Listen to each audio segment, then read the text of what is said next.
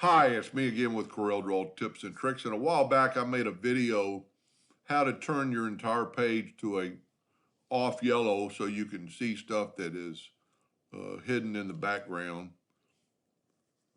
like a bitmap or something. And I did it in a previous version, and somebody now has 2021 and they wanted to know how to get it. So in that other video, Corel changed this. So if you go to Tools, Options, and right here you go to Documents,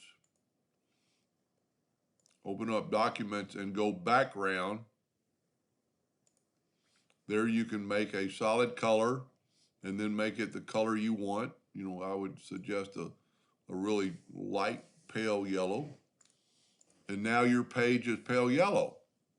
So you could see stuff that's, like a white bitmap. But after 2018, they changed it. I don't know why.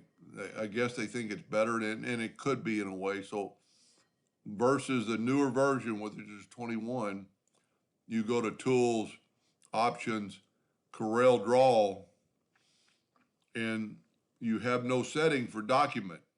Well, they've moved it up here to another menu. And then you open Document, and there's your yellow background. Or you can take the background away.